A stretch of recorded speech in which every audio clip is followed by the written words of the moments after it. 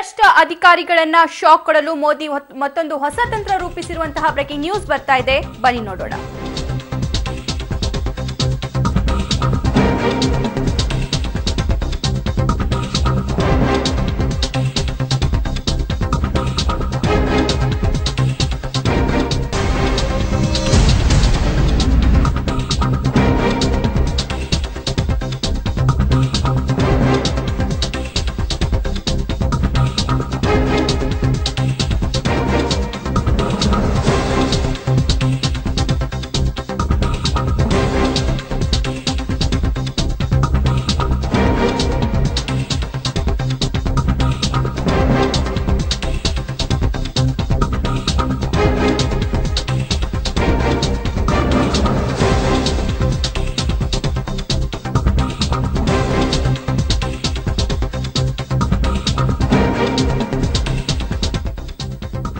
ಭ್ರಷ್ಟಾಚಾರ ಮುಕ್ತ ಭಾರತದ ಪಣ ತೊಟ್ಟಿರುವ ಪ್ರಧಾನಿ ನರೇಂದ್ರ ಮೋದಿ ಅದಕ್ಕೆ ಮುನ್ನುಡಿಯನ್ನ ಇಟ್ಟಿದ್ದಾರೆ. ಆಗಸ್ಟ್ 15 ಸ್ವಾತಂತ್ರ್ಯ ದಿನೋತ್ಸವದಂದು ಭ್ರಷ್ಟ ಅಧಿಕಾರಿಗಳನ್ನ ಬೇಟೆ ಆಡಲು ದೊಡ್ಡ ಮಟ್ಟದ ವೇದಿಕೆಯನ್ನ ಸಜ್ಜುಗೊಳಿಸಲಾಗ್ತಾ ಇದೆ.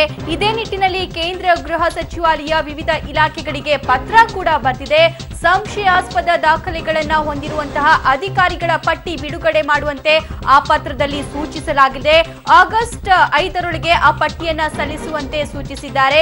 ಬಳಿಕ ಜಾಗರೂಕತೆ ವಹಿಸಿ ಇಲಾಖೆ ಪಟ್ಟಿಯಲ್ಲಿರುವ ಅಧಿಕಾರಿಗಳ ಮೇಲೆ ನಿಗಾ ವಹಿಸಲಿದೆ.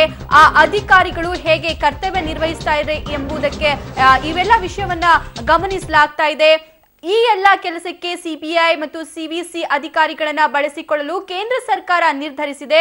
ಈ ಮೂಲಕ ಭ್ರಷ್ಟಾಚಾರ ಮುಕ್ತ ಭಾರತಕ್ಕೆ ನಿರ್ಮಾಣ ಮಾಡಲು ಪ್ರಧಾನಿ ಮೋದಿ ಅಣಿ ಆಗ್ತಾ ಇದ್ದಾರೆ.